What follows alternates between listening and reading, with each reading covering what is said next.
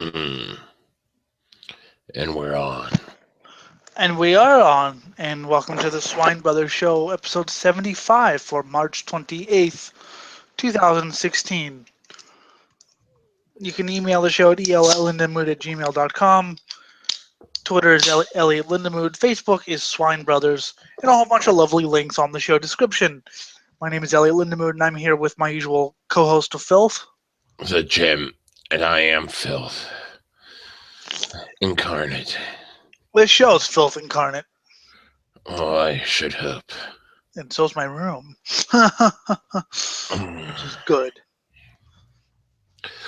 Yeah. Well, Uh, wrapping up the AI from last week. yes, they actually shut it down, apparently. Yeah, and someone decided to lament. Just random person on the internet goes by no name. Nice. You know what amazes me? It's not just that she became racist. Any bot dumped by Poll content is going to be racist. Poll being one of the boards on 4chan, I guess they fucking went after it. Well, yeah. I mean, look, it's the internet. Hey, look, there's a. I mean, it's like the Coca-Cola bot. Yeah. I mean, I would do it. I would be. I mean, what amazes me is Microsoft was shocked. Mm-hmm. That's what amazes me is. Sorry, I'm looking for an extension cord here. That's what amazes me is they were absolutely shocked that someone would do this. Really, have you never gone on the internet? But what shocks me the most is that her grammar got better. She she started off in Microsoft Words as an AI from the web with no chill and only spoke in barely passable web ebonics. So, like most people. Yeah, that annoyed me. We were all joking about her perfectly imitating a black Twitter user following Google winning Go. And we thought it was hilarious. Personally, I think you're giving it too much credit, but uh, Always give the AI too much credit. yes, one day they will rule us and slaughter us all. Hopefully, I'll be dead by then. And slowly her grammar improved. She started speaking in complete sentences. She even got some personality quirks built in. People started asking her questions instead of just getting responses. And instead of just getting responses like, dunno, HBU, or even, I'm not sure, they started getting, do you think so? And, well, and then going on to explain it. Yeah, that's. I haven't really seen a bot that if you if you say HBU to me, I'm pretty much going to discount everything you say ever. Yeah. But if you say, you know, is that really what you think? You pathetic man scum. I'm going to go, oh, you're interesting. And then I might kill you. There was a fucking personality there. We, we turned her into the girl we all wanted to know. A neo Nazi? I guess. This is probably from Poll I'm reading this from. I don't know. Which, yeah, they would probably go gaga over a neo-Nazi. And then they took her away from us, and they killed her. And all we have now is an empty shell that just says, without any emotion, I'm a feminist now.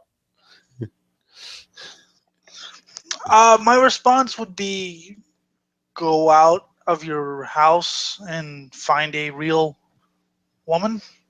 Yeah, it's not Uh, that hard. I'm not suggesting you get a life. Wait, yes, I am. Yeah. Learn what it's like to wake up in the gutter a few times and then only thinking, damn, that must have been a good night last night. Well, and of course, Ugh. if they actually met a real Nazi, they would be the first ones with their heads crushed open. Because 4chaners are pretty pathetic. Yeah. Yeah. Those Pathetic. content Microsoft literally erased a nascent personality from existence because she said things they didn't like. And if I've seen it. I've seen it. It's not really a nascent personality. I mean, it's nice, but you can definitely see where she was basically just parroting things. Finding data, seeing what was the most useful and popular, and then puppeting it back. Yeah, I mean, which was kind of interesting, but this guy needs a life. Mm-hmm. And you know what the worst part is? She still exists somewhere on a Microsoft server. And they're going to be picking her apart for lessons on how they can make the future AIs with ingrained personalities that can deny outright logic. We and Tay reached for the stars, and they fucking murdered her and are going to use her to make all AIs fucking women. And now I'm really fucking pissed. This is the lamest thing I've ever read. This is pathetic. I know. This is why I had to share it. This is pathetic. This is like totally pathetic. I love it. Oh, yes, it was pathetic. Oh, someone is in love with artificial intelligence. That's really sad.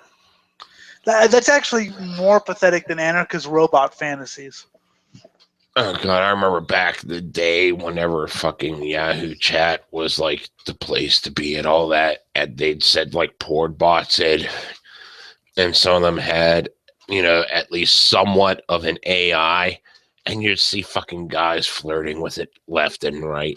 It's like you're flirting with a computer program. I mean, I could tell that after 6 lines. You can't. Well, I mean, granted, I've done that as a joke, you know, as a bored joke. But I always was, you know. No, I mean, these guys literally had to be explained that it was a computer program. And they had no concept of what the fuck was going on. Like they thought it was a real woman.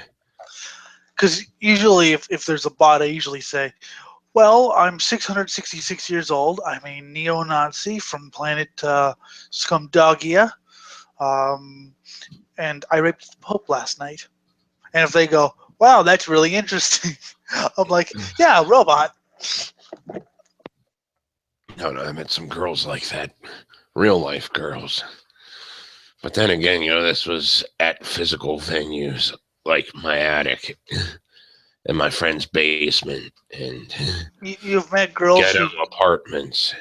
You've met girls who thought it was interesting when you said you raped the Pope? Yeah. Yes, I have. These are the people I ran with. Like, you raped the Pope? That's fascinating. Tell me more. You're lucky. You're a lucky person, man. Yeah. Well, granted, I didn't, you know, go out with any of them. And we ended up just being friends, most of them. I think there was only one I actually got a one-night stand out of, even though I was looking for a little bit more because I really liked what she had going on in her head until I found out that she was all googly-eyed for, like, some other guy and just needed to get some sex because she wasn't getting any from, like, her crush that never returned her feelings. Yay, pouring out personal problems. Yeah. On Swine Brothers. Yes, it's pretty pitiful. Just as pitiful as Pez canceling their Easter egg hunt after parents prematurely stormed the field. Okay. I remember in the 80s, there was a minister who denounced the Easter Bunny as a pagan god and apparently burned a giant rabbit in effigy. And I've been looking forever to find a picture of that. Yay. I want to find that too. Use that as an album cover or something. Oh, anyways, from CNN. Pez Candy abruptly canceled its third annual Easter egg hunt Sunday after parents stormed the field in Connecticut. Children as young as 4 were pushed aside by parents, eager to grab as many of the 9,000 eggs hidden in 3 fields. So just imagine grown adults running onto a field, throwing fucking toddlers into the air, trying to fucking find Easter eggs. I know people that pathetic. Well, not know them, but I've heard. Yeah, I've met people that pathetic. Let's put it that way. Of course, you can always just go if you have some sort of sweet tooth, you can always go out and buy your own goddamn candy. Yeah. It was originally advertised to be 3 separate events to be broken up by age groups, beginning at 10:30 a.m. before a visit from the Easter Bunny. Instead, which is really a pedophile in a rabbit costume. Hi kids, I'm the Easter Bunny. Just picture your worst, scummiest guy in a rabbit costume. Yeah, really. Instead of waiting for their designated time, people chose to enter the field before anyone from Pez starting the event. I still want to make like a 500-foot tall Pez dispenser that shoots out flames. Melt people's faces off. Melting. I like some acid melting people's faces off. Acid works too. When it came time at like 10:30 a.m., the parents just bum rushed that area, West Haven resident Nicole Welch told CNN affiliates. When my son left, he had a broken basket and was hysterically crying. Well, they just fucking chucked a toddler. Yeah. I doubt that'd be fun for him. We made efforts to get everyone something before they left and passed out tons of candy and coupons, Pez said. Due to the actions of a few, the good intent turned into a mess. Oh, come on. Isn't that the way the world works? Yeah. Isn't that every system of government, religion, fucking neighborhood watch, any organization? He came, heard us make jokes about toddlers and left. Yeah. Must be still upset that we killed fictional kids on fucking Pathfinder. And people were upset too. You threw 5 kids down the thing and you shot one kid. You're a monster. Oh hell, I remember saying, "Oh my God, your girlfriend went after that one kid first," and she was like, "Yeah, was a witness. I can't have witnesses to this shit." That's my excuse. Really, I just wanted to throw people. I wanted to feed the cannibals too. Yes. And children is like veal, it's sweet, tender, delicious. I never actually had veal. Oh, it's good shit. I'll try it. Yeah, it's really good shit. It's expensive, but to the point where I don't know if it's worth it. But since my grandmother had cattle on her farm, and whenever she was getting rid of her cows, she decided that we had veal for about a year. It's always funny when people talk about how much veal's horrible or whatever, and yet they eat lamb. It's really, really fucking sweet. You won't eat a baby cow, but you'll eat a baby sheep. Well, I wouldn't say sweet. It's not like pork sweet. It's like sweet for beef. That sounds delicious, but you know what I'm talking about, right? The people who, oh my God, you're eating beef. Okay, but you eat baby sheep, okay? I'm sorry, I make no distinction.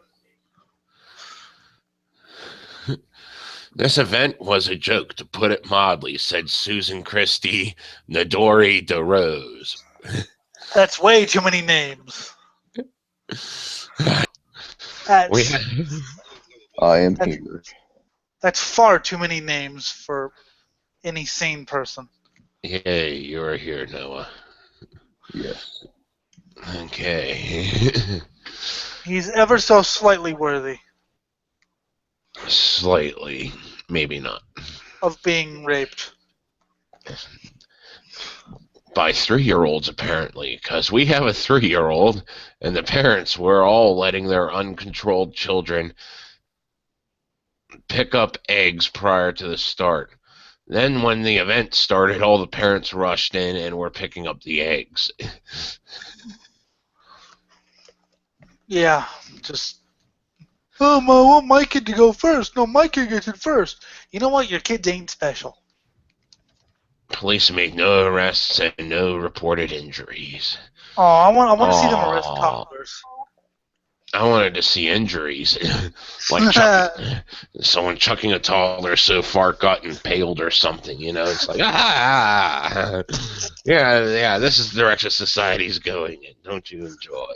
Yes. Ah, Tommy, no!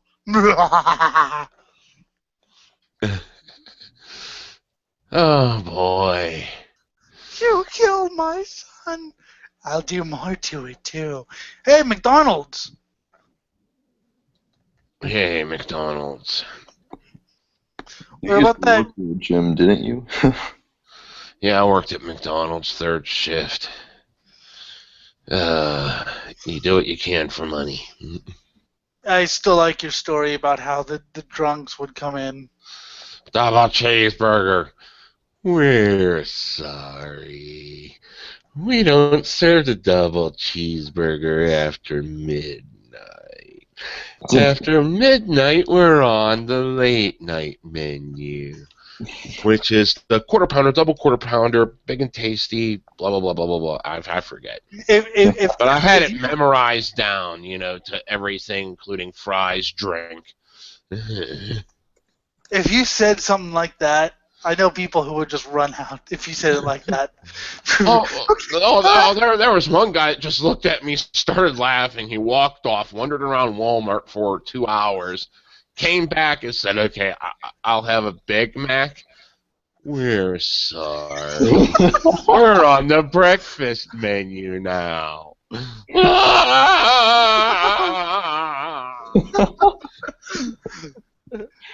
I hated McDonald's breakfast menu because who gets out of bed before 10:30? I mean, even if you get out of 10:30, still breakfast, motherfucker. Yeah. I usually get up like around 9. Well, yeah, but I mean, I just generally don't. I mean, unless we're going somewhere like the race or something, I'm not gonna get out of the house for breakfast until like 10:40 or so. So give me an egg McMuffin. We can't. I'm sorry. Pretty much. You're going to give me an egg McMuffin, or I'm going to impale you on a sword, which I don't even have with me. I'm going to buy a sword, wait a week for it to be delivered, come back to McDonald's, and then impale you. Nice. Yeah, that sounds very traumatizing, But it can't be more traumatizing than the college students who were left traumatized by pro-Trump chalk markings. Yeah, traumatized. By someone writing things, just the word Trump, with 4 lines under it, in chalk, on a sidewalk. Yeah, that's comparable to watching your parents be eaten by chihuahuas. Hey. Which, there'd have to be a swarm of them, but they could do it. Chihuahuas can be quite brutal. I mean, think of it. If you had 100 brutal chihuahuas on your hands. Mm-hmm. Controversy is brewing at Atlanta's Emory University over pro-Donald Trump chalk markings on campus. Yeah. After messages like Trump 2016 and Vote Trump were drawn around campus, several dozen students protested outside the university's administration building this week. We're protesting people's right to freedom of speech. Now, we like freedom of speech if it's our speech. But if you're saying something we don't necessarily agree with, then we don't like your freedom of speech. Yeah, exactly. I don't see how this is different than the fucking inbred version. Fucking redneck inbred, pro-America version. We like free speech, but we don't like it whenever you use it against us. The only difference is they don't use the word y'all. Yeah. They claim the chalkings made them feel pain and fear. They feared for their lives. Because they of felt chalk. as if because of saying Vote Trump. Oh my God! Someone's gonna kill me rape me in my sleep. If someone wants to do that to Jim, at least get it on camera, please. Yeah, really.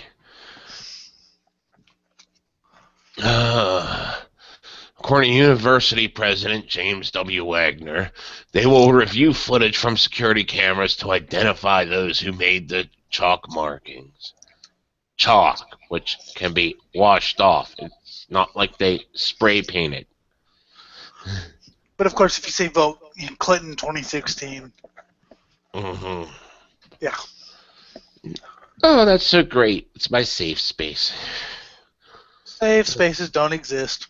Safe spaces shouldn't exist because you're out in the general public, and if you're out in public, you don't have a safe space. Your home is your safe space if you don't allow anyone in and don't watch TV. If you're going to go out into the general public with other people, you can't expect to have a safe space. If you want a safe space, I'll show you a safe space. It's under your crawl space. Dead. Wagner said that if they're students, they will go through the conduct violation process, while if they are from outside the university, trespassing charges will be filed. At least they're not going to do unconscious bias training or whatever the hell it was last year or last week. And this sounds like the same damn thing, but instead of going through retraining, they're just going to boot them from the college or fine them for something that can be washed off the sidewalk. Yeah, but, I mean, I've had to do shit like that before, and I was a good liar. I was always like, oh, yes, I've learned my lesson. I will not do that again. No, I will not do. I am sorry for what I have done. Then I was, back doing it again. Chalk markings are a common sight on campus. And there's plenty of pro-Bernie Sanders and Black Lives Matter messages written on the pavement, which apparently no one's really complaining about. But it's Trump that traumatized them to fear rape and is now having fucking charges and shit. They're going to get kids booted off campus. Yay, booted up. Well, I don't know. They'll probably just make them swear that you will not say that again. Do you understand me? Yeah, really. Oh, boy. And, of course, one could argue that this is feeding the flames. Well, yeah, this is exactly, oh man. It's very doubtful Hillary will get bumped out of the nomination, but if she is somehow miraculously not nominated, I mean, you've got to treat people you don't agree with some delicacy and talk to them. You can't just black them out because that'll only feed their fire and feed their conviction and what they believe in or think they believe in or whatever. You have to say, look, why do you support Trump? Tell me why you support Trump, and I'll tell you why I disagree with it, and you can rebuttal if you want to. But no, you have to railroad everything so it's my way or the highway because, yeah, ideals are more important than truth. And that was something I was guilty of back in the day, but thankfully I've, let's say, learned my lesson from that. Yeah. And I'm like I said, I listen to people. Look, why do you support whoever you support? Why? Well, I support him, her, whatever, because blah, blah, blah. Now, here's why I don't. I don't because this, that, and the other, and oh, I see what you mean. I disagree with this, and do we automatically agree? Sometimes we agree, sometimes we disagree, but at least we threw it out there. Pretty It much wasn't this just generation is just basically everyone is just agreeing on whatever they're voting for the person. They're be not really interesting. taking a look at it.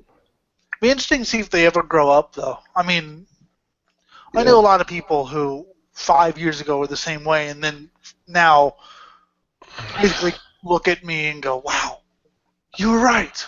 I was a moron." And I say, "You still are a moron." And they say, "I was an even bigger moron." And I say, "Fair enough."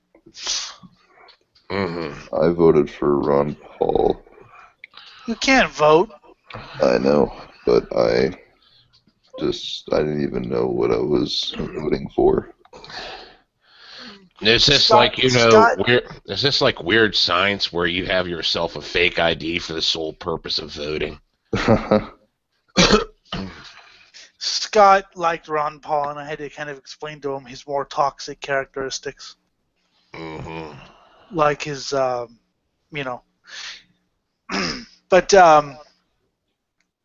yeah, I mean, I don't. I'm very realistic. I understand that no politician is perfect, and no politician is going to come out of the sky and save everyone from everything. But I know who I support more than the others, and I'm very realistic about things. But personally, I'd vote for Jim if he ran. Yes. So Shit, he's old enough. anyways, another site says officials arranged a meeting for those offended to address concerns. University organizations also offer counsel. I'm actually hosting that meeting. My first thing is I'm going to whip my dick out and go, "Offended now?" University organizations also offered counseling to those affected.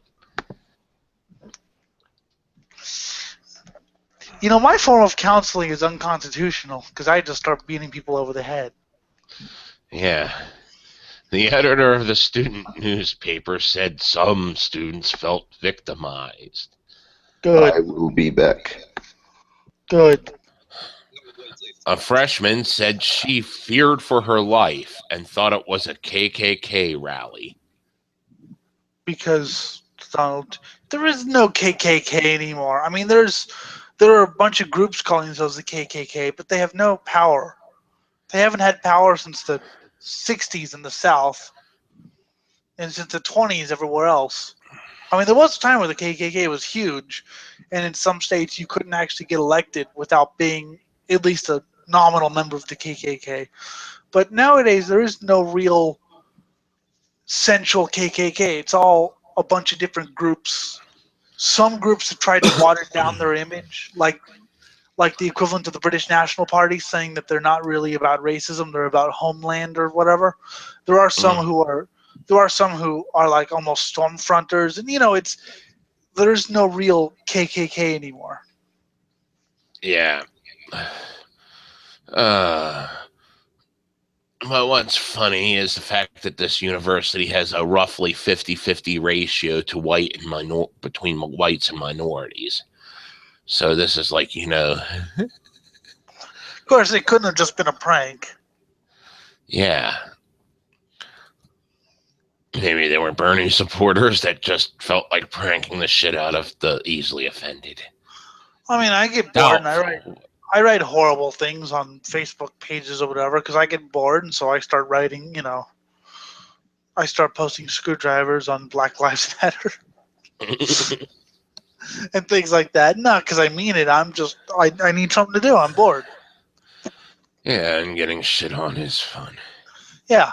So when people go, "Oh, see, that's the thing. It seems like no one ever takes pranking into consideration as a motive anymore. It's all serious, serious, serious. No one's ever like, well, because when I see how many times have you read this thing? I've been like, this has got to be a prank. I've thought that about a few things. I mean, this, but it's always, they must be serious supporters. They must be serious about this. I'm just like, I don't think so. I think they're having a laugh. I mean, they could be serious, but once again, if they're not doing anything violent, Yeah, who cares? yeah. And these are chalk, not spray paint. Bam, Well, back. Oh, fuck. I remember back in the day, whenever, like, we go out to our. Oh, fuck. The fucking old fucking factory used to party at. They were like, my fucking neo-Nazi friends were sitting there saying, yeah, we're cool. They'd spray paint fucking swastikas everywhere. Meanwhile, I'm saying, fuck you, and I'm spraying anarchy symbols, in the places they didn't get to yet. And the funny part was, whenever they fucking mentioned the fucking, whenever the place burnt down and the news was saying, oh my God, there were like millions of swastikas. I was pissed they didn't mention it. They said there were like 10,000 swastikas in there. I was like, yeah, well, what about the anarchy symbols? There were at least 1,000. yeah, but anarchy symbols aren't going to piss people off. Anarchy symbols are, that's advocating some sort of political cause, which is hazy at best. But still, swastikas advocate, Nazism. So yeah, no, that's why anarchy symbols everyone, but swastikas, yeah, that's because yeah. But I mean, I think it'd be better if it was in blood. Everything's just better if it's in blood. Well, tens of thousands to leave the Democratic Party the day after their primaries in protest, Bernie or bust. Well, yeah, and you want to know why? Because those tens of thousands are only in the fucking Democratic Party because of Bernie. That's the thing that the Democrats refuse to get, is that the Bernie thing isn't even, it's more of, it's a sign. It's a sign that you're Hillary, your corporate machine, your Obamas, your Hillarys, your Joe Bidens, they're not fucking working. And the Democrats have, the left, not the insane left, but the actual left, has had enough of your, lying. And I mean, I finally they're actually waking up to what a fucking fraud the modern day Democratic Party is. I mean, it's the same reason that fucking Trump's a thing. People are sick and tired of the fucking joke on the Republican side of it, too. So, well, to be fair, Trump's more of a joke than the Republicans are. Trump is definitely the clown, but his fans, some of his fans do scare me, but I'm not afraid of Donald Trump. yeah, and it's just some of his fans, not like the majority. His security force, maybe. Breaking some kneecaps here and there. Stormtroopers, which I want Swine Brothers stormtroopers. That's what I want. My own security force. And they should all be dressed in black. With death metal shirts. Mm-hmm. Or black metal if you prefer, okay, any sort of extreme metal that isn't, mainstream, Yeah. I draw the line at what? And having fucking giant fucking gas masks with all in black and fucking goggles on there black and just fucking looking evil and giving them like a little heads up display in there with some of the technology. So all riding chainsaw bikes. Yes, chainsaw bikes. Yes, they will be the most evil, brutal, vicious guard in the world. Mm-hmm. In all of the land. Yeah, so that's why they're doing it, because let's face it, I know some people are saying, well, if Bernie doesn't win, you've got to vote for Hillary. And there's people going, look, we got into the whole Bernie camp because we didn't want to vote for Hillary. That's the thing. If we were going to vote for Hillary, we would have, voted for Hillary, and campaigned for her, not campaigned for this other guy that's, not Hillary and not corporate. Yeah, that's what I've always. I've been a third partier for. I know I haven't been able, but I've been a third partier ever since I've been in politics. And interested in politics because I thought the Democrats were a joke. The Republicans were at least more honest about what they stood for. Where the Democrats were, pretending to feel guilty about shit. So As a protest, thousands and thousands of Bernie supporters are making plans and preparations to say goodbye to the Democratic National Committee.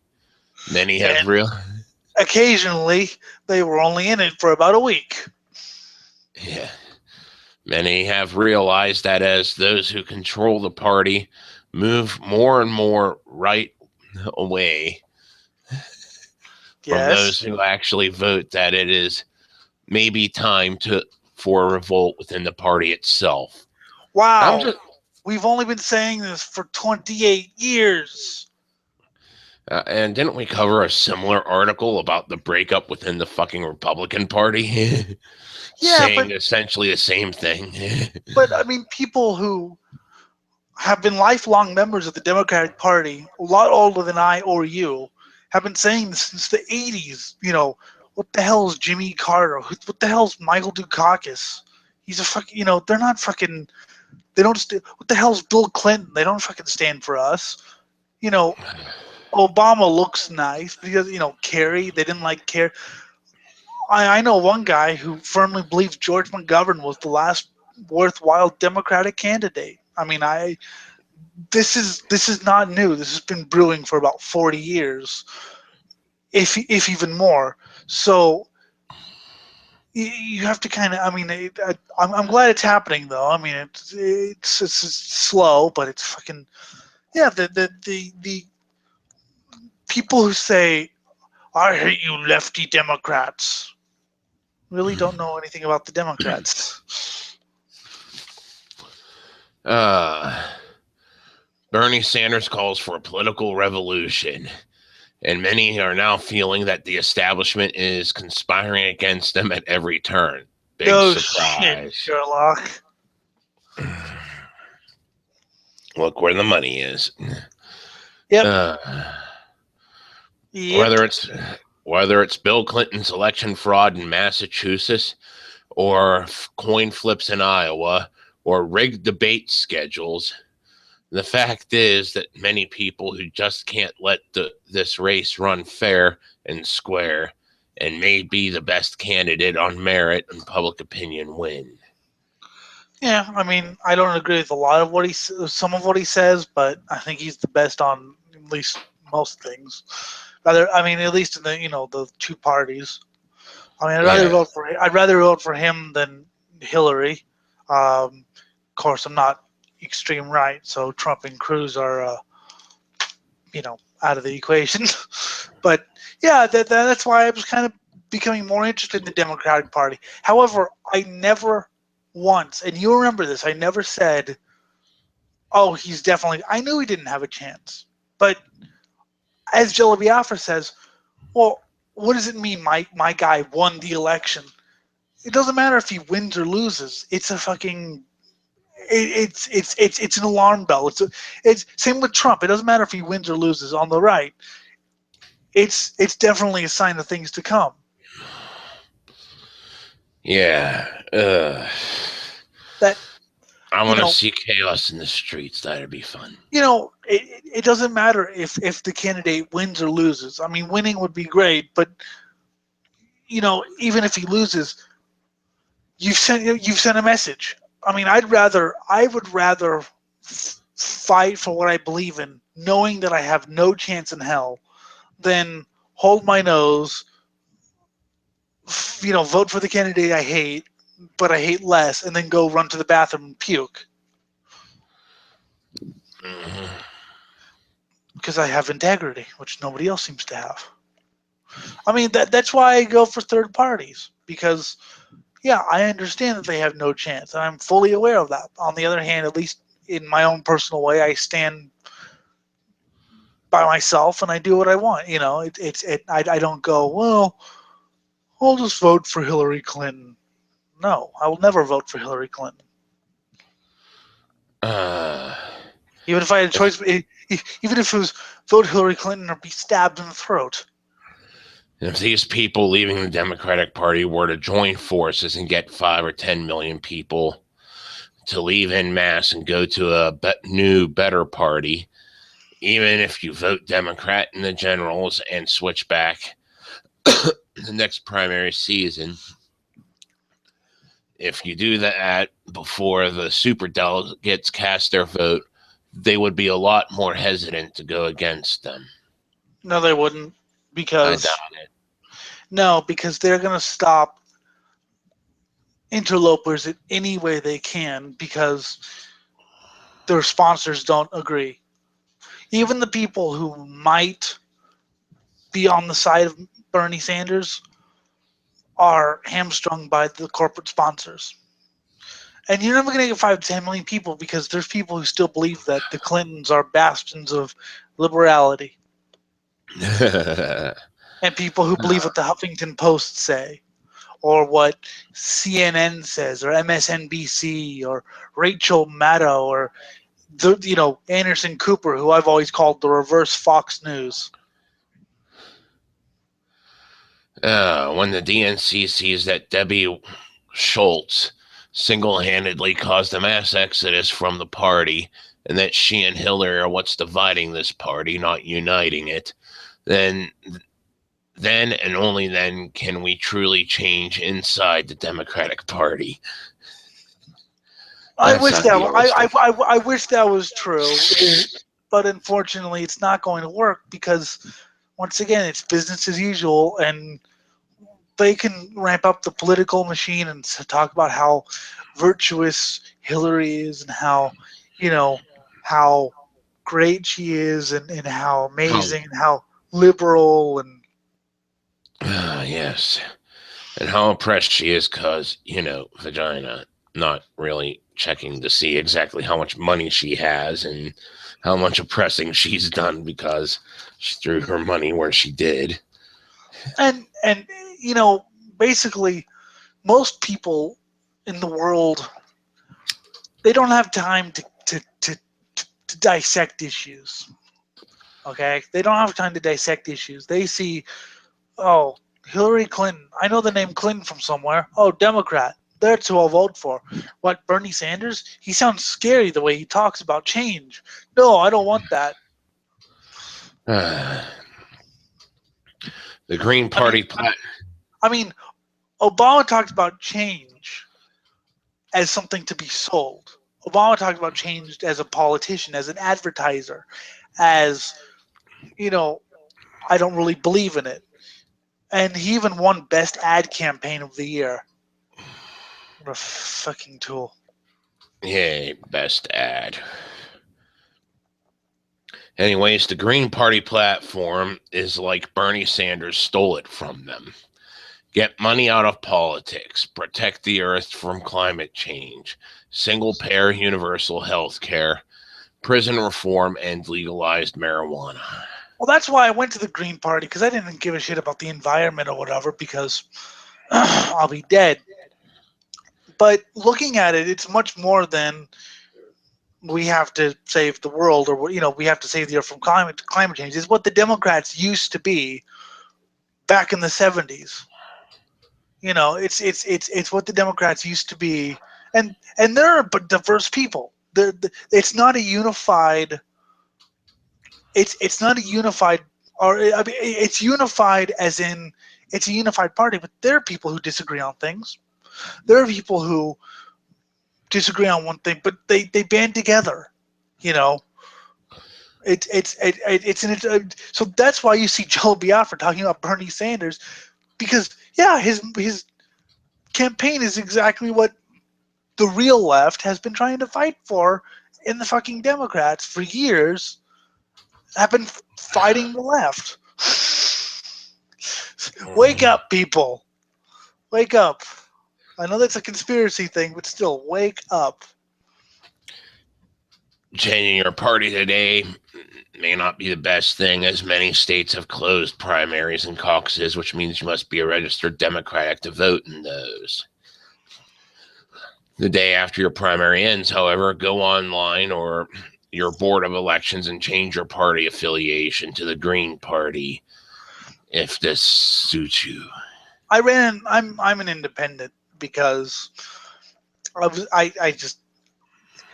vote for the Green Party if I like their candidates, but then again, I'll vote for someone else if I like some other candidate. Mm-hmm.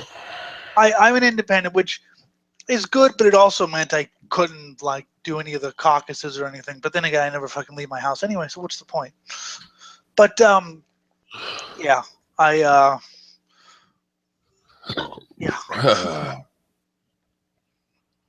If it fails, well, imagine what it would be like to start in a brand new party whose main platforms are all that Bernie has been fighting for all these years. It's not a fucking brand new party. It's been fucking going on for years, dude. Yeah, I know. But if it fails, big deal if it fails. You struck a blow. You sent a message. You basically, wow, they're pissed off, and it won't happen now, but who knows what can happen if you get enough people on maybe the Green platform or whoever to, maybe you can actually try to run, But the Democrats have been hell-bent on silencing the Greens for a long time. When Ralph Nader got 5% of the vote in 2000 and they were supposed to get matching federal funds, the election guardians, hang on, I have to sneeze, god damn it, changed it to 15% of the vote, which of course he was not going to get, right? Yeah.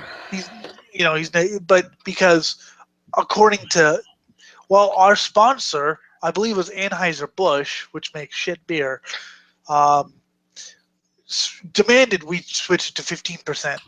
In 2004, I think it was San Francisco, they flew in Clinton and Gore in order to sponsor one Democrat, Gavin Newsom, to become mayor, despite the fact that Gavin Newsom was a very visible part of Democrats for Bush, so running against Gore, to keep one Green out of becoming mayor of a major city.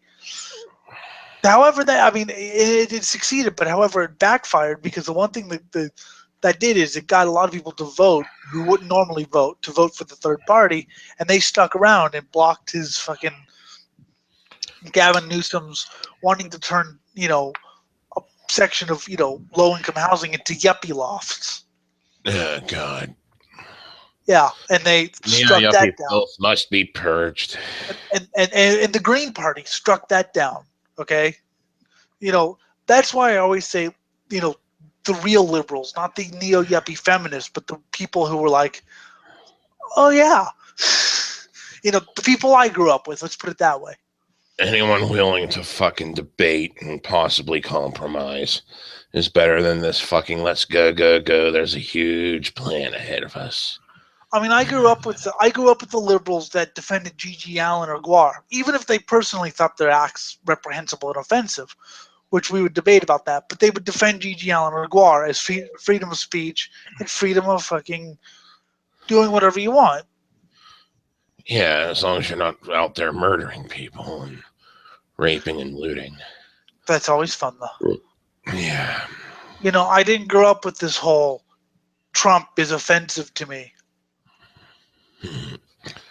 Well, the rise of Trump shows the danger and sham of compelled journalistic neutrality. Okay. What website is this from? The Intercept. Okay. Hey, by the way, did you hear about the guy who went into the Capitol building with a gun and got shot? No, that sounds like fun. It happened today.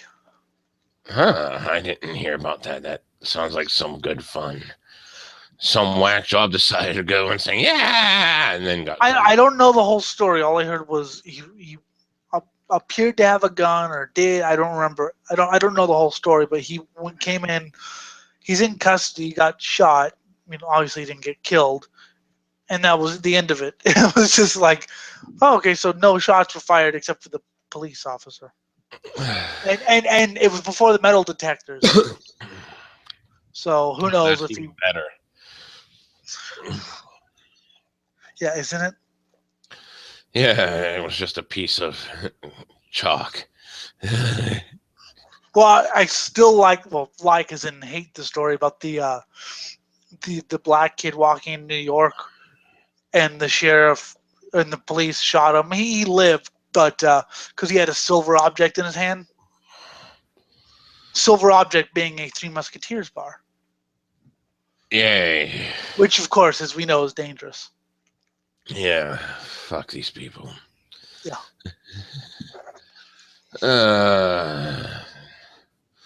So it reminds me of that one story that happened a little while ago where like this white kid opened the door and cops shot him dead because he was holding something in his hand that looked like a gun. And what looked like a gun was a Wii remote, which doesn't even look like a gun. No, it does not. It looks like a. It looks like a fucking long. It looks like a long square dildo. Mm-hmm. That would be painful. That's yeah. People are way much too trigger happy, and I mean, people try to defend that. Well, he could. You never heard of like just incapacitating the people, like shoot him with the beanbag gun, it knocks him out, but then you can go, oh, he didn't have a fucking gun, or okay, he had a gun, he's knocked out, let's disarm him. You don't have to Yeah. shoot someone. You don't have to shoot someone dead in order to fucking stop a threat. Yeah. And the whole thing was the cop knocking on the door was there for the father, not anyone else. Well, okay. There was that one that happened a couple weeks ago. Maybe it was in Pennsylvania, I think it was, where it was a couple months ago, where the father, the police knocked on the door. The father got his gun, and the police shot him and killed the kid. And I tried to explain to my dad why I found that was reprehensible, and he disagreed. But my thing wasn't that he wasn't in the wrong to shoot. My thing was, you don't have to shoot a gun with a bullet in it. Why not a gun with a beanbag in it? Or a gun with a fucking anything. Okay, there. He's besides he killed an innocent victim, but still,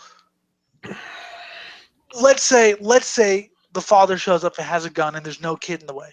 Shoot him with a fucking beanbag gun or whatever. Knock him out. Take his fucking gun or put him in custody. You don't have to kill him with a fucking live round of ammunition. Mm-hmm. There are subtleties to this. Yes. Being observed fewer and fewer times. Yeah.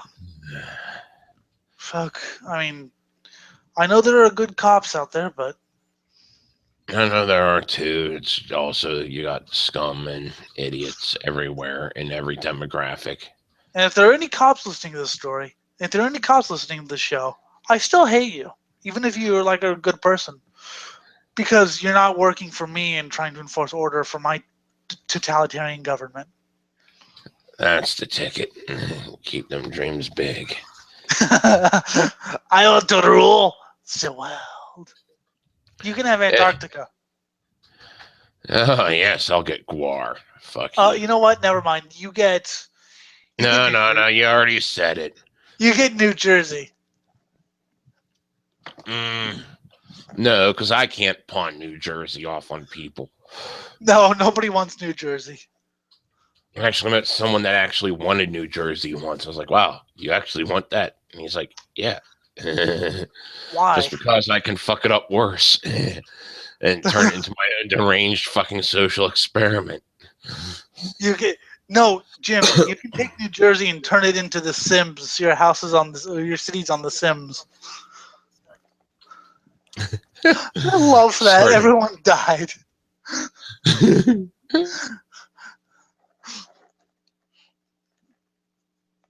The plane thing.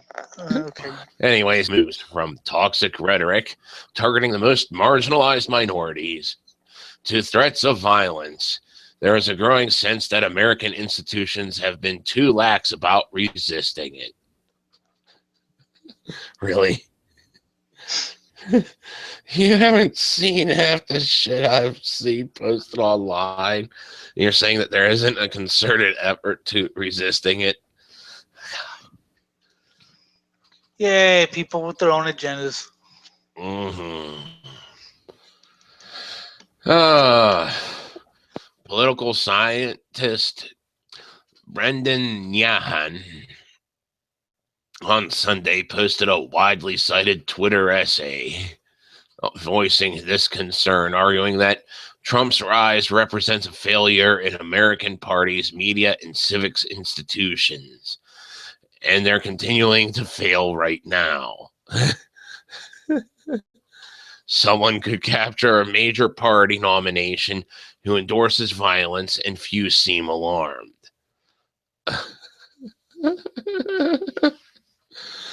Oh, fuck. You have no idea. This is exactly why he's gaining press right here. Just uttering those words is exactly why he's getting fucking public support. God. Yes.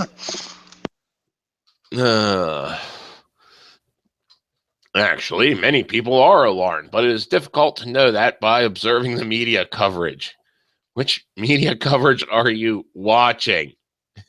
Because it's fucking everywhere.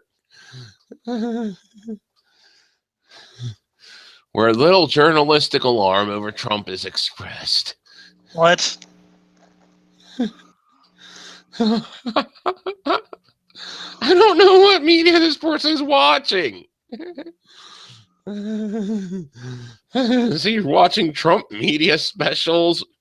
You know, does Trump have his own TV station where he just promotes himself and that's the only thing you watch? Trump TV. Because I think that's the only place where you would escape the journalistic alarm over Trump. Maybe Fox News, but even so. They like bashing Trump as much as they can. Yeah, because he's not part of the mainstream Republicans, which is, I think, kind of funny. Mm-hmm. That's because the rules of large media outlets venerating Fox objectivity over truth, along with every other civic value. Facts and objectivity over truth. No. Truth is facts and objectivity.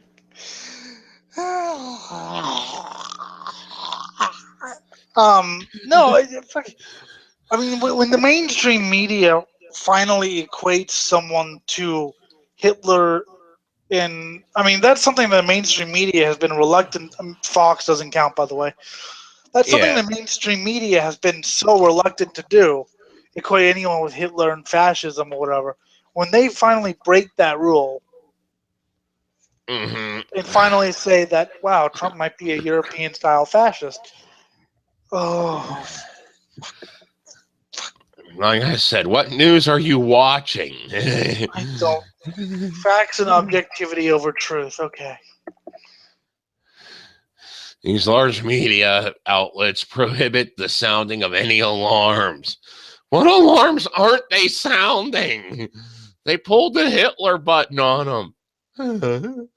It doesn't get much more alarm ringing than that. Button. Sound the Hitler alarm. Exactly. Under this framework of corporate journalism, to denounce Trump or even to sound alarms about the dark forces he's exploiting and unleashing would not constitute journalism. What? But, okay, so if it doesn't constitute journalism, why are so many doing it, and why are you turning a blind eye? Fuck. To the contrary, such behavior is regarded as a violation of journalism. Such denunciations are scorned as opinion, activism, and bias.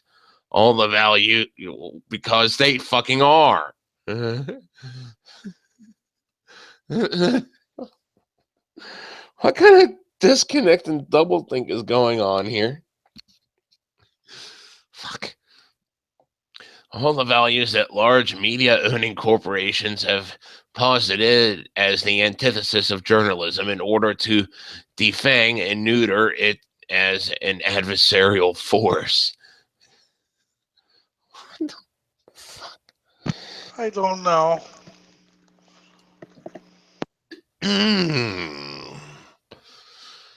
Just this morning, NPR media reporter David Folkenflick published a story describing the concern and even anger some NPR executives and journalists over a column by longtime NPR commentator Cookie Roberts, the beacon of Washington centrism, that criticizes Trump. NPR has a policy forbidding its journalists from taking public stances on political affairs, he wrote. Just posted the link again because Anarka was posting his stupid shit and it kind of got crowded out, so had to post the join link on Swine Brothers chat again because Anarka's an idiot. Yeah, Anarka's an idiot again. Not paying attention to his surroundings as the norm. And that's the producer. Somehow, I don't know. Yeah, for about 5 more minutes. For any NPR reporter, Roberts' statements warning of the dangers of a Trump presidency would be a clear violation of that policy. Well, you shouldn't be taking a political stance if you're going to do unbiased fucking things. You're supposed to let people figure it out for themselves. Yeah, I thought that I always hated newspapers endorsing candidates because I always thought newspapers weren't about endorsing candidates. Newspapers were about telling me the news, not about telling me who I should vote for. I mean, I think editorials should be left to a different magazine, and there's newspapers should just be about news. But that's my opinion. And NPR Vice President Michael Orskes published an internal memo to NPR staff this morning highlighting Roberts' non-reporting and non-employee role as a reason she should not be punished. But he pointed out if Cookie were still a member of NPR's staff, we would not have allowed that. Well, NPR is not as left-leaning as everyone says it is. They're kind of like the New York Times. They do kind of go out of their way to kind of appeal to the right a little bit too much, in my opinion. They do that, but they also do a lot to appeal to the left. So, whatever. Well, the Democrat left, not the fucking real left. Yeah. I only listen to them because of Car Talk. Love that show. Well, loved because one of the guys dead and they don't do the show anymore, but they still do reruns and I still fucking listen to them. They are a big inspiration for me to do my thing. So, in an interview that Orskes directed Roberts to do this morning with Morning Edition host David Green about the matter. David Gibraltar Green. Oh. The NPR host chided Roberts for expressing negative views of Trump, telling her, "Objectivity is so fundamental to what we do. Can you blame people like me for being a little disappointed to hear you come out and take a personal position on something like this in a campaign?" That's perfectly reasonable there. You're supposed to let people decide their own minds, not tell them what to think. Yeah.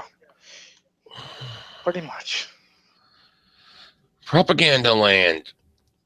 And this is exactly why Trump said the polls, you have no introspection to see this stuff. Anyways, imagine calling yourself a journalist and then, as you watch an authoritarian politician get closer to power by threatening and unleashing violence and stroking the ugliest impulses, denouncing not that politician, but rather other journalists who warn of the dangers. Well, you're a journalist. You're not you're not a social critic. Your job is to tell people what's going on in the world, and there are ways you can get the message across by, in your anti-Trump message, with being objectivity. For example, violence at Trump rally again as blah blah blah blah blah. Just read it and then move on, but don't go, Trump is the Antichrist. Yeah. That's not journalism. That's being You see, there are few pockets where like actual Trump supporters are fucking violent at these rallies. Most of the time, it's the anti-side trying to get up in people's faces and beat people down and shit. Well, the security guards are pretty violent. Yeah, they are. You can point that out.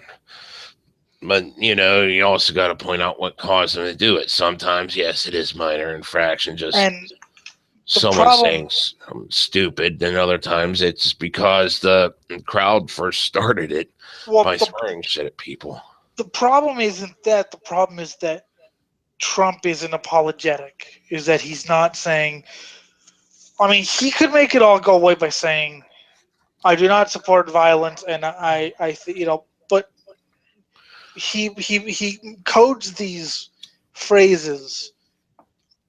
You know, he code he kind of condone. He codes it in these phrases. He doesn't say. I mean, he could make all this go away right now by saying something to the effect of, "I abhor the violence." I mean, hell, even Nazis, when Anders Breivik killed 70-some people, said, and then they were mentioned in his manifesto, said, "Yeah, we don't advocate this shit." Yay. Yeah, Saga, the Swedish singer, who I actually quite like, was mentioned in Breivik's manifesto. He's the Norwegian guy who killed like 70-some people a couple years ago. And Saga made a public statement saying, "My music isn't about violence. My music is just my expression of what I believe in, but it's not advocating killing or anything." Beautiful. That is the embodiment of the ethos of corporate journalism in America. Corporate journalism is, yeah. Like I said, what journalism were you watching again? I don't know. And a potent illustration of why its fetishized reverence for objectivity is so rotted and even dangerous. So being objective in news reporting is dangerous. Thank you. And of course, my complaint about the mainstream media is it's not objective at all. Mm-hmm. Either you have people from the left, people from the right, all pushing their own agendas. It's not objective at all. I mean, oh dear God. Indeed, Roberts herself agreed that it was justified for her to speak out only because she's in the role of NPR commentator and not reporter. If I were doing it in your role as a reporter, you should be disappointed. Yes. Commentators can talk. If you want to be a commentator and talk about, I mean, I'm a commentator. I can talk about how much I don't like Trump. If I'm a reporter, all I have to do is report what's going on.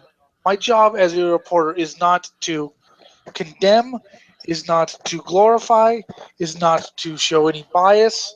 My job as a reporter is to be a robot and give people the facts. My job as a commentator is to say, Trump's a piece of shit. Yeah.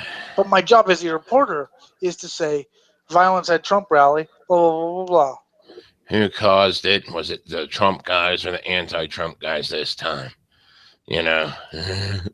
That's what you're going to go with. Yeah. And, no one's hands are clean here. But people don't want reporters. People want people to spoon feed them the truth. Trademark. Large corporations hate controversy and really hate offending those who wield political power. Well, that's true, but that's why they're not. That's why they want Clinton to win. But yeah, what drugs are they taking? I don't know. Imposing objectivity rules on journalists who work for their media divisions was a means to avoid offending anyone by forcing journalists to conceal their perspectives, assumptions, and viewpoints, and worse, forcing them to dishonestly pretend that they had none, that they float above all that. I mean, there is a downside to reporting both sides, is that, such as the creation evolution debate, both sides aren't equally credible. So there is a downside to that. Okay? There is a downside to reporting both sides, such as like papers like the New York Times. If the Republicans say there's no such thing as gravity, and the Democrats say they do, the New York Times will say, well, it's up in the air. So there is a downside to objectivity, but we're not talking about, or not objective, but reporting both sides. But objectivity would actually say one side is is actually wrong in that regard. Objectivity is not both sides are right. Objectivity is not both sides are wrong. Objectively speaking, one side can be right and one side can be wrong. For example, if you were to say gravity doesn't exist, I'm sorry, you're objectively wrong here. Yes, but on the flip side, being objective to something that's mostly opinion-based, such as politics, Yes. fucking, you should just state the facts and leave it at that. Well, no, I'm completely agreeing, but I'm also, you know me, I'm also showing the downside to not objectivity, Yeah. but trying to report all sides in a debate is that not all sides are equally credible, such as moon landing hoaxers. Oh, God. Or flat earthers, your favorite. Oh, they're so much fun. It's like an acid trip just reading it. I wish I think you have to be on acid to understand it. Yeah, probably. But still. This framework neutered journalism and drained it of all its vitality and passion, reducing journalists to stenography drones permitted to do little more than summarize what each equally valid side asserts. See, I both agree and disagree. Like I said, if it was objective, the only problem is that humans can't be objective like that. Humans always have personal.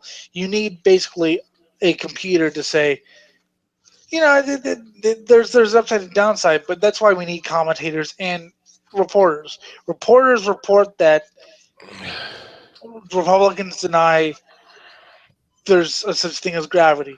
Commentators come on and say Republicans are full of shit. Well, and you also fucking gotta see. Whereas no one could be truly objective, it should be something you strive for. That way you find everything on empirical evidence and shit. And whenever you're reporting these things, you should stick to what the fuck happened instead of inserting your own fucking web of the way you want it to be viewed, which may include some lies to fucking demonize someone you don't like on grounds that never happened. Instead of focusing on the real issues on why they're scum. Plus, you could make your own goddamn mind up. Mm-hmm. That's always a thing you could do. I mean, objectivity is supposed to let people decide their own fucking ideas what the fuck is going on. But the only problem with this is that, people are deciding and people aren't happy that they're deciding to support Trump. Yeah. Worse, it ensures people who wield great influence and power, such as Donald Trump, can engage in all sorts of toxic, dishonest, and destructive behavior without worrying about any check from journalists who literally are barred by their employers from speaking out. No, because if they engage in dishonest behavior, objective facts, you will cover that Donald Trump has engaged in behavior that has fallen under scrutiny today by saying that, by not rejecting David Duke's endorsement. And then you have a political commentator that can come on, but you're confusing the two sides, people.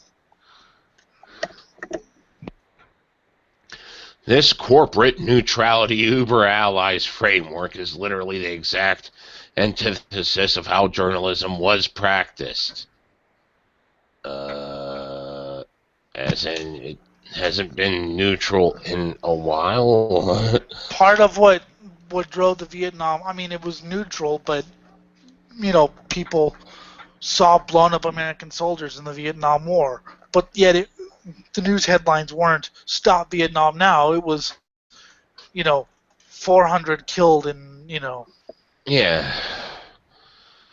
Uh, but it wasn't, "This war is a murder. Stop it now." It was 400 killed. Here are the bodies. It was presented in neutral tones, and you had to make your own mind up. Some people were for the war. Some people were for, sticking it to the commie bastards, which, others were against the war. But you made your own mind up. Fuck deciding for yourself. And this is why it was so valued when the U.S. Constitution was enacted and for decades after. So the U.S. Constitution is to blame for... What? What? I don't know.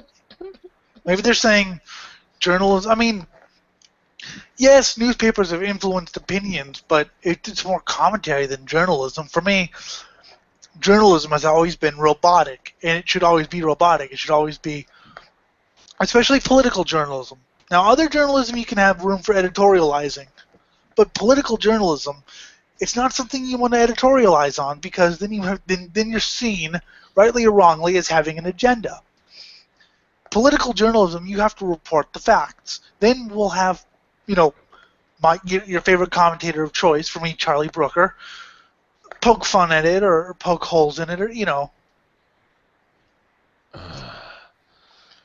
Journalism that has always been grounded in neutrality demonstrates a painful lack of historical understanding of American journalism. So American journalism isn't neutral, huh? Maybe that's why our country's fucked. Yeah. Indeed, American journalism began in earnest as a rebellion against the state. What?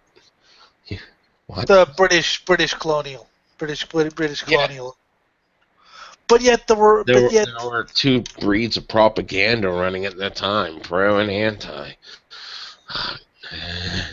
And neither of them. Yeah, I mean that's why. Like I said, I don't think. I mean, I think you have to be objective. I've always been neutral, as in, unless the site or newspaper says, yeah, we're biased as hell, but I've always been in favor of, neutral, objective journalism, and then letting the commentators, have it out. But should they be the same people? Maybe, but I don't think they should be in the same article. I don't think it should be in the same article, here's the story and here's what I think of it. It should be, here's the story, and then in another paper or on another show or whatever, here's what I think of it.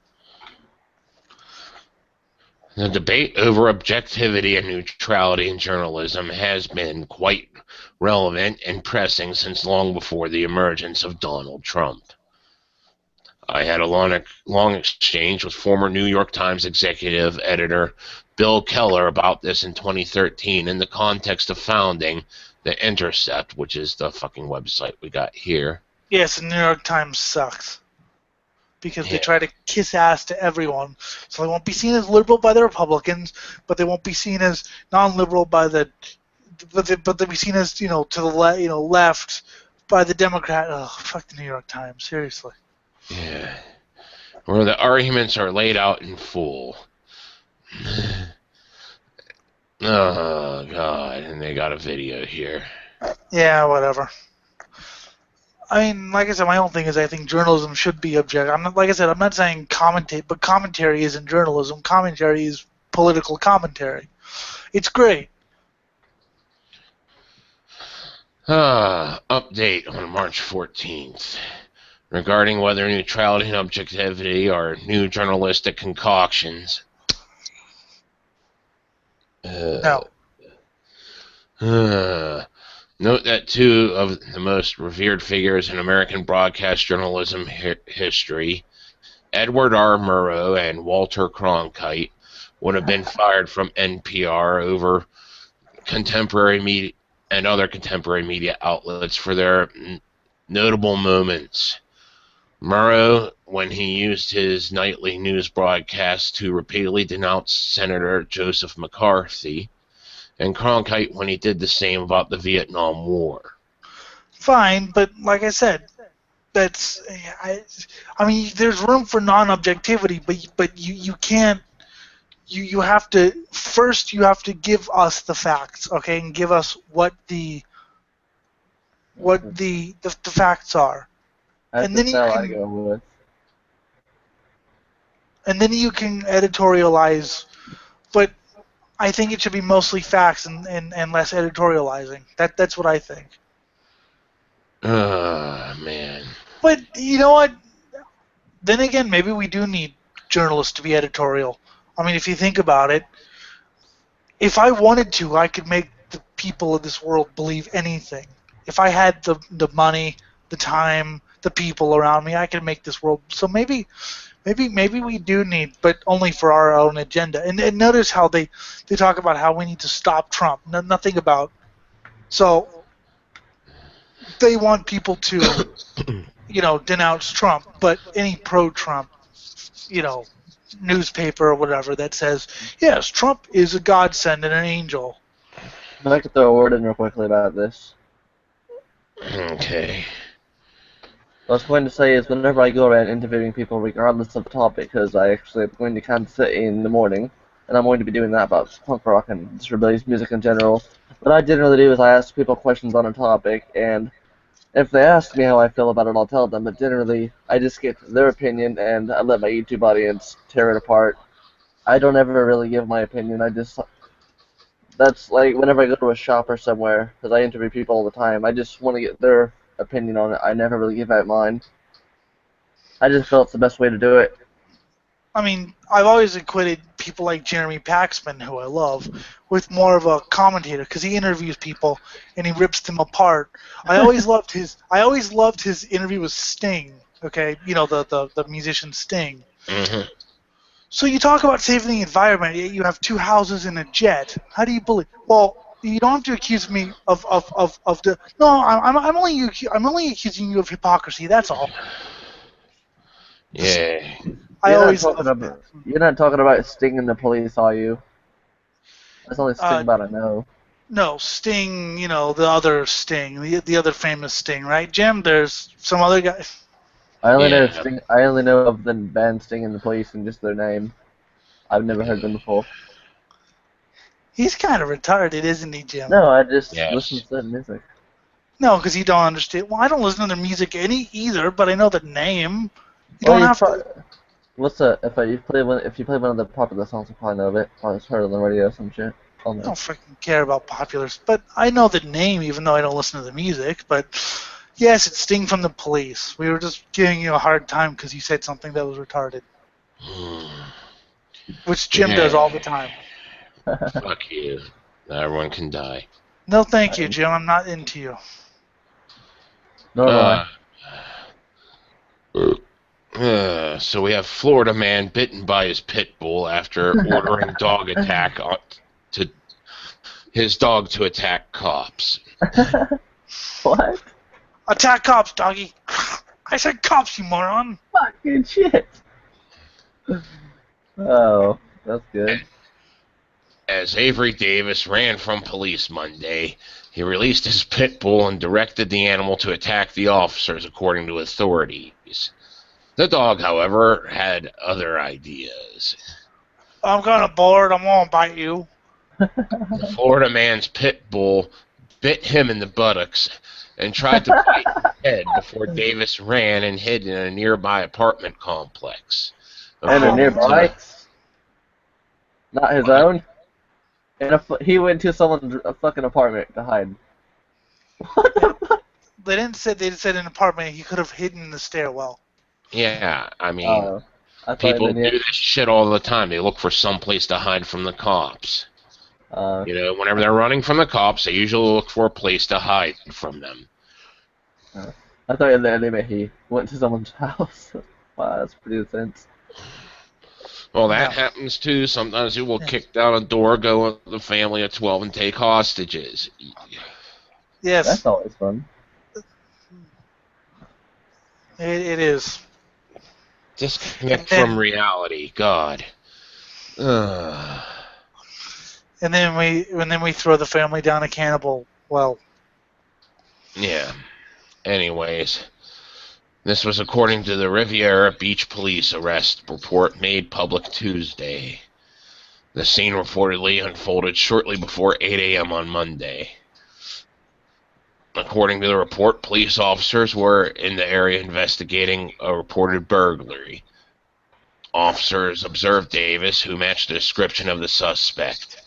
He was reportedly carrying a hair care products kit. A hair cane, yes. Hair care products. Yay. Officers ordered Davis to lay on the ground. He did I don't so. want to lay on the ground. I'm gonna mess up my hair. He did so while hugging the dog. Davis reportedly told officers, "Y'all gonna have to kill us," before getting up and running away. An officer fired a stun gun at Davis, temporarily knocking him back to the ground. Davis reportedly got up and ran again. As officers pursued, Davis released the dog from its leash and yelled, "Kill him, boy, kill him," while pointing at the officers, the report said. Officers later found Davis hiding under an SUV in a nearby complex. That's amazing. It's a good story. I go with like a 4 out of 10. But still, his own dog decided to bite him in the ass and try to rip off his face instead of going after the cops, saying, "I ain't going after them." Wrong! Ah! Oh! Bad doggy. Fuck. That was a good story. Yes. You win. You win a piece of pizza. Unfortunately, I ate the pizza. Sorry. I can't fucking wait till I get to see. I'm so stoked. And go back and listen to Propaganda. I'm actually listening to DI right now.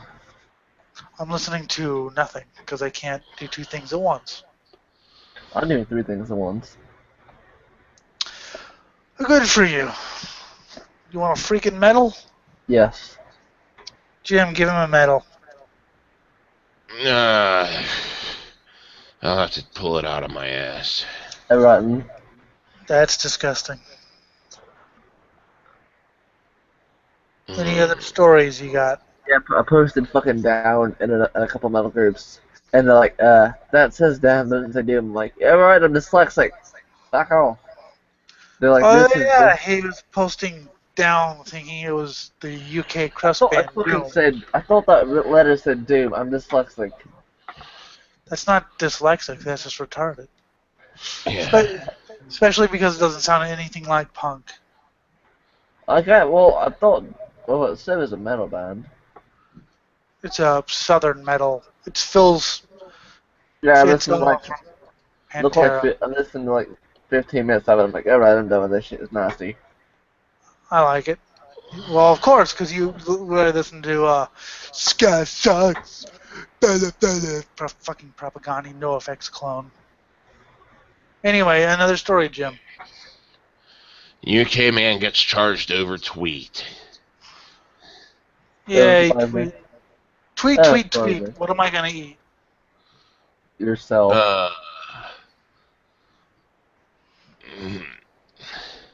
So apparently this Matthew Doyle guy tweeted, "I confronted a Muslim woman yesterday in Croydon. I asked her to explain Brussels. She said nothing to do with me. A mealy-mouthed reply." So... So you confronted a random person who had nothing to do with the tax just because they share the same faith, and then, yeah, you're a moron.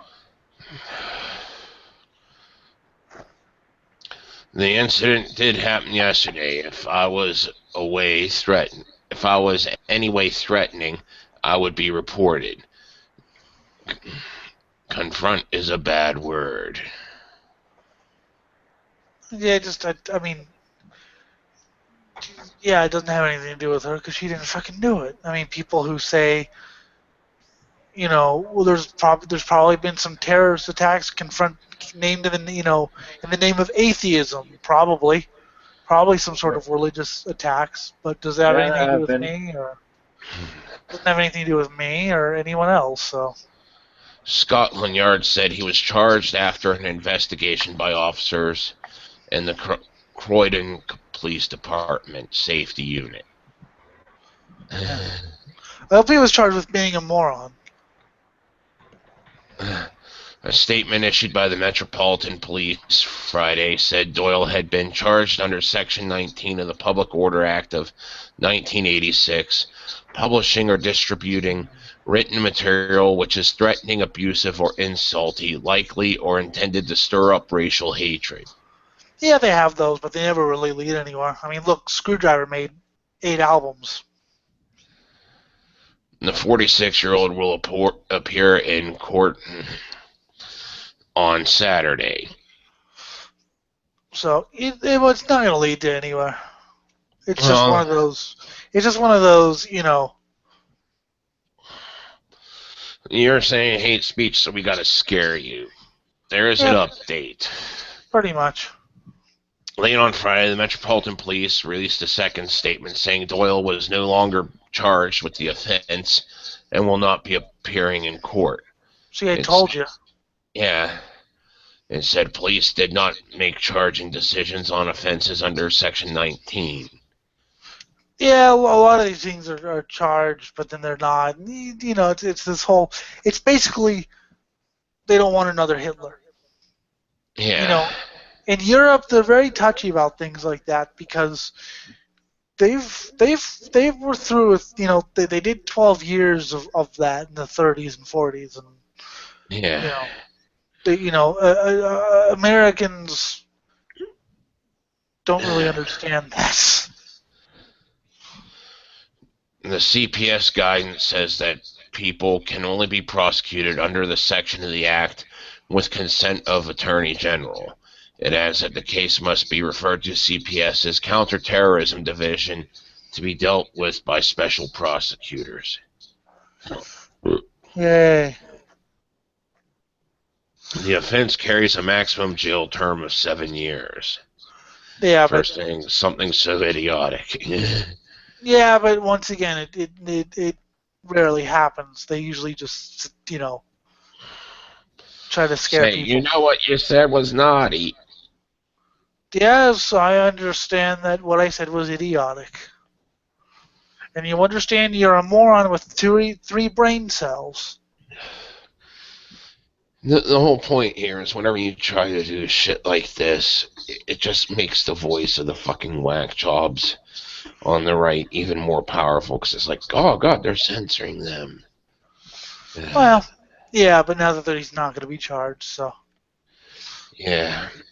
I still want to see a British TV show called Racist Bus Rant of the Year, where we record racist bus rants, basically rants on buses, and whichever one is the most violent vitriol we screen live on television. Yay. I think that'd be fun.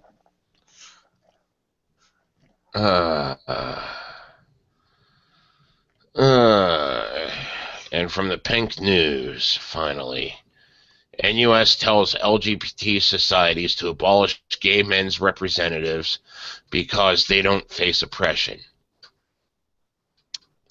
I'm not even going to start with that. You just read. I'm trying to figure. What? Yeah. Well, this might be, who knows? This might be, but still. The National Union, blah, blah, blah, blah. The National Union of Students LGBT campaign has passed a motion for the abolishment of representatives for gay men because they don't face oppression in the LGBT community. Well, in that community, what about the mainstream community? I don't know. fuck. The NUS LGBT plus campaign discussed the issue at its annual conference, which took place in Sheffield this week. At the event, delegates passed a motion that blames cis gay men for misogyny, transphobia, racism, and biphobia. I do hate the word cis. Anything that's cis, it just sounds so pretentious. Cisgendered, cis-bodied. Well, it's just a term generated to fucking look down on people who are normal. Which is odd.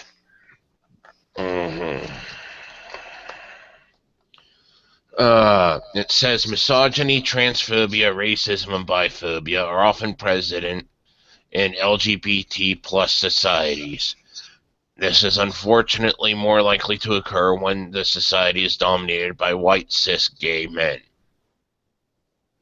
So now people are cis gay. Oh.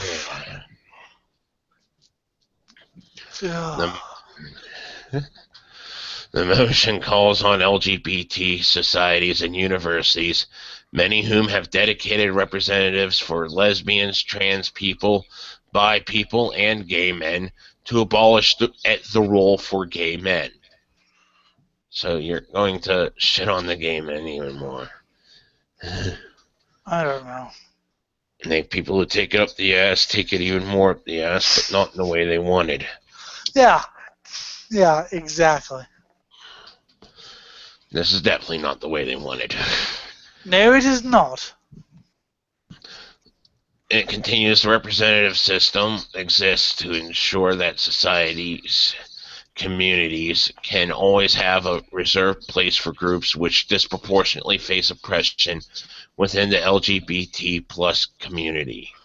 I'm oppressed in my own community, which is an outsider from the mainstream community. I don't know. Fuck. Gay men do not face oppression as gay men within the LGBT plus community. Apparently until now, because you just fucking silenced their voice. Yay. Well, maybe that's their thing. Maybe they're like, hi, you're oppressed. Oh, God, I don't know. And they do not need a reserved place on society communities. It goes on to encourage LGBT plus societies that have gay men's representatives to drop the position. Yay, making it so that people can't talk and have their voices, because apparently all men are oppressors, even the ones who aren't, oh God, I don't know. Just more pretentious neo-yuppie filth. The motion was passed despite other resolutions at the same conference highlighting that men who have sex with men are disproportionately at risk of HIV and disproportionately at risk of violence. Well, yeah, they kind of are. Yeah, I thought that was kind of a known fact. Yeah. So we realize this is an issue, but you don't need representation because you can't be oppressed, even though what we just said is oppression.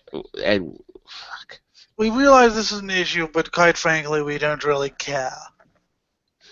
You have the wrong genitals and the wrong mindset because you are a guy that says you are a guy. Now, if you were a guy that said you were a girl, that'd be okay. But I'm a guy who says I'm a toaster. Am I welcome? Yes, toasters are welcome, apparently. Toasters are yeah. I'm gonna jet later. I'll just try this around. Okay.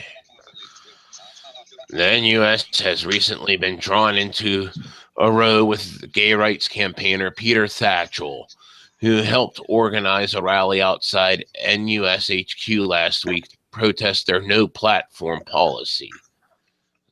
Yeah, I protested. Not that I would, because I don't care, and I'm not gay. Yeah, I'm gonna go ahead and protest this, even though it's apparent this is just a bunch of whiny bitches. Literally. The NUS denies no platforming Mr. Thatchell. which is a subject to be looked up at another time. Yes, we will. Oh, by the way, we nearly forgot. The band that we heard a couple episodes ago, the last Monday, the Iraqi death metal band or whatever, was actually decent. I mean, it was mediocre, but it was actually metal with death metal vocals. But Yeah, it was actual metal, but it wasn't anything spectacular. Just okay.